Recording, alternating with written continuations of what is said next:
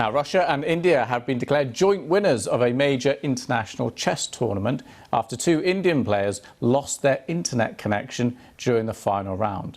Chess Olympiad was being held online for the first time this year because of the coronavirus pandemic. This is the moment the game froze. She's lost on time. This is over. This means Russia are champions. Russia are champions. Have they just cracked? Have they cracked? I mean, what's happening here? So, yeah, no one cracked. It was just, it froze, which is fairly remarkable. Well, Nick Barton is Director of Esports and Events at Chess.com, who, together with the International Chess Federation, set up the Olympiad, and he's in Houston, Texas. Thanks so much for talking to us today. Pleasure to be here. So we just played that little moment when it all came together, it all froze. Was your head in your hands at that point?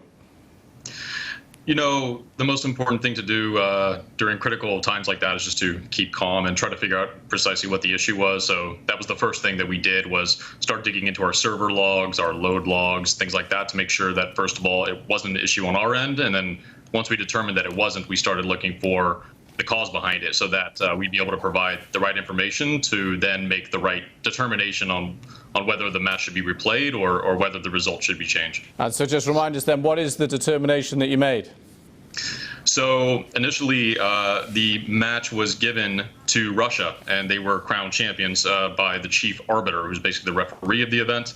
But after we provided the information from chess.com, showed that the issue was actually a transit provider, basically someone who distributes content around the world, and it wasn't chess.com nor on the end of the players. FIDE president Arkady Dvorkovich decided that there should be 2 gold medals, and you know, I'll say that in kind of trying times like these, with the global pandemic and everyone having to work from home, you know, it's a practical and pragmatic decision, so we agree with it. Yeah, there's some, and I'm guessing the players, I mean, maybe not so much Russia, but India must be happy with that result. There's something quite pleasing about, in these kind of challenging times, people coming together and sharing a prize. Yeah, you can imagine, with no prize fund on the line and really only medals, national pride takes center stage as the key prize, and that really reverberates throughout an entire nation. So, you know, to be able to, you know, hand the gold medal to 2 such proud chess nations, such as Russia and India, was something pretty special for an event like this, you know, being held online for the first time in its nearly 100-year history. Yeah, now we've all been having, Zoom calls that have frozen, presentations frozen, dare I say, interviews on TV that have frozen. Are you scarred now, or do you think you'll be doing this again? I see many more events coming online in the near future, you know, for better or worse, and there are always some unique challenges. And as the infrastructure of the internet continues to improve, hopefully these issues are mitigated.